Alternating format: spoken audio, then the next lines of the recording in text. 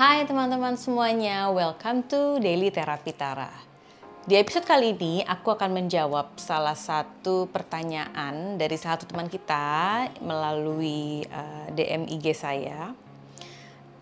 Pertanyaan ini saya rasa satu hal yang penting banget untuk kita bahas karena ini akan sangat berhubungan dengan terbentuknya sebuah relationship yang berkualitas. Pertanyaannya seperti ini. Cara trust issue hilang gimana sih Kak? Jadi saya beranggapan bahwa teman kita ini punya trust issue sehingga dia kepengen banget mencari tahu gimana caranya supaya dia nggak lagi punya trust issue. Mungkin saya akan sedikit menjelaskan ya sebetulnya trust issue itu apa sih. Pada dasarnya trust adalah merupakan sebuah kepercayaan yang kita berikan pada seseorang.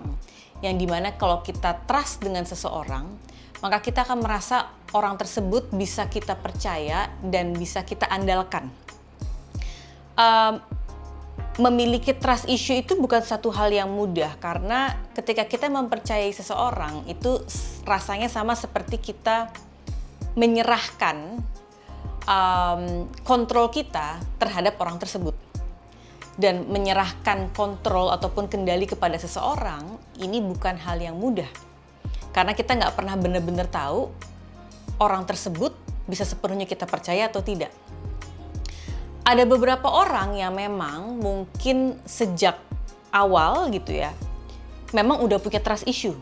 Sehingga untuk membangun relasi yang positif gitu ya mungkin dengan pasangan, dengan teman, dengan orang di sekitarnya itu sulit.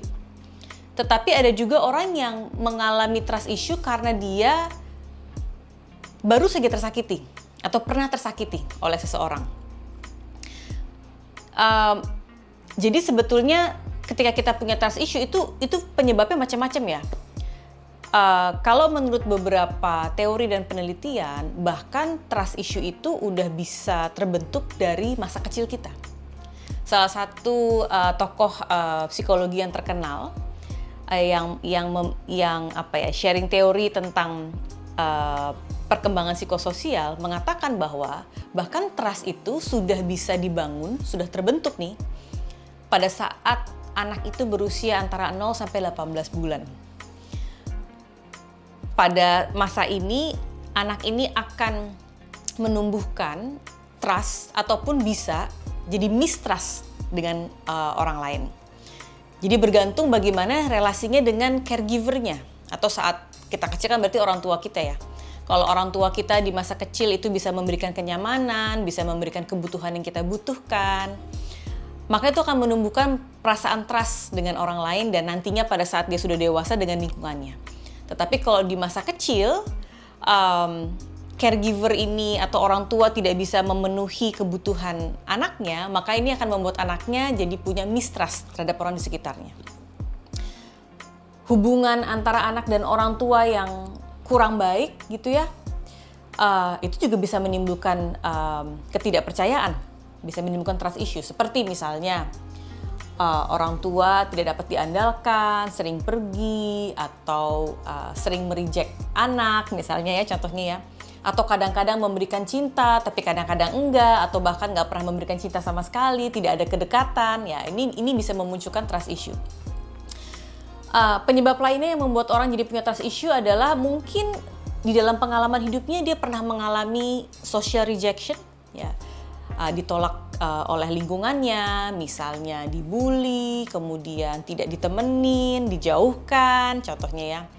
Atau misalnya mengalami pengkhianatan, ya pengkhianatan oleh teman, pengkhianatan oleh pasangan, pernah diselingkuhi, misalnya. Ini adalah beberapa contoh hal-hal yang mungkin bisa membuat seseorang jadi punya trust issue.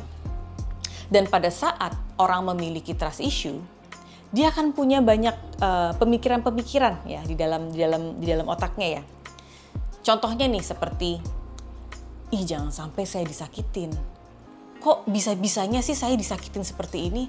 Bodoh banget ya kalau saya bisa sampai tersakiti lagi, misalnya. Atau orang lain tuh pasti akan menyakiti saya. Atau kalau saya memberikan kepercayaan, saya pasti bisa tersakiti. Saya yang harus mengendalikan nih, jangan sampai orang lain menyakiti saya. Ya, pikiran-pikiran seperti ini biasanya muncul pada seseorang yang punya trust issue. Ada beberapa patokan yang mungkin teman-teman bisa jadikan ini sebuah acuan ya. Kalau teman-teman merasakan seperti ini, bisa jadi teman-teman sedang memiliki trust issue. Yang pertama, ketika punya relationship dengan seseorang, itu biasanya mikirinnya yang terburuk banget. Dia pasti bakal ninggalin, dia pasti bakal nyakitin. Gimana kalau dia nyelingkuhin, ya? Jadi belum apa-apa kita udah mikirin yang terburuk duluan. Sehingga yang kedua, relasinya penuh dengan kecurigaan. Jangan-jangan gimana kalau dia, misalnya ya.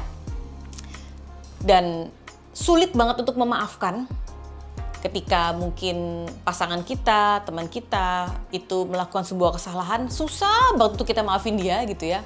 Walaupun sebetulnya hal yang dilakukan juga mungkin nggak besar-besar banget, tapi rasanya susah banget untuk bisa memaafkan. Dan dalam menjalankan sebuah relationship-nya cenderung akan mencari kesalahan. Tuh kan kamu, misalnya ya, orang itu ngelakuin apa dikit, bener kan? Tuh kan dia pasti. Ya, jadi kita lebih fokus kepada kesalahan-kesalahan dan bahkan hal-hal kecil pun kita jadikan sebuah pembenaran bahwa tuh kan orang itu melakukan kesalahan. Atau kita jadi punya kecenderungan untuk mensabotase diri kita sendiri. Ya udah deh, daripada nanti saya tersakiti, mendingan relationship ini saya sudahi aja. Padahal relationship lagi baik-baik aja, lagi nggak ada masalah. Justru karena lagi nggak ada masalah, nantinya ke depannya pasti ada masalah, jadi lebih baik saya akhiri saja relationship-nya. Ya. Kemudian di dalam relationship-nya akhirnya jadi toxic. Kita jadi cenderung posesif, controlling. Kalau kita misalnya kita WhatsApp, kita telepon harus diangkat gitu ya. Harus nemenin kita. Kalau orang tersebut nggak available buat kita, mungkin kita jadi marah misalnya. Atau bisa jadi kita jadi akan menjauhkan diri kita dari orang tersebut. Misalnya nggak mau berkomitmen, atau kalau diajak pergi atau diajak ngobrol yang serius, kita misalnya menjauh. Karena kita khawatir kalau nanti kita terlalu dekat dan kita mulai percaya, ujung-ujungnya bakal disakitin. Intinya adalah ketika kita mulai tidak mempercayai seseorang, berarti kita akan membangun relationship itu dari sebuah ketakutan. Ya. Relationship tanpa trust akan dibangun dari sebuah ketakutan. Takut disakiti, takut dikecewakan, takut diselingkuhin, takut ditinggalkan misalnya. Ya. Dan apapun itu relationship yang tidak didasari oleh kepercayaan tentu akan membuat kita tidak bahagia, jadi nggak bisa punya relationship yang berkualitas. Jadi penting sekali untuk teman-teman khususnya yang memiliki trust issue untuk perlahan-lahan belajar untuk mengatasi trust issue-nya. Tapi tentu hal ini semua harus diawali dengan menyadari dulu bahwa iya ya, kayaknya saya memang punya trust issue. Bisa jadi permasalahan itu adanya di saya. Sehingga teman-teman mungkin punya keinginan untuk coba untuk memperbaiki permasalahan ini. Nah, bagaimanakah caranya supaya kita bisa membangun kepercayaan dan mengatasi trust issue yang kita punya? Nah, jawabannya nanti akan saya share di episode yang berikutnya, sekaligus untuk menjawab beberapa pertanyaan teman-teman lain yang kurang lebih pertanyaannya sama ya tentang trust issue. Oke, jadi jangan lupa untuk cek juga episode saya yang berikutnya ya.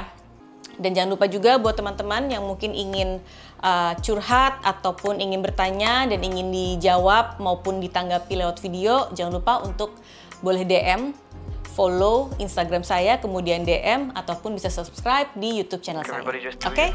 Sampai ketemu di episode berikutnya.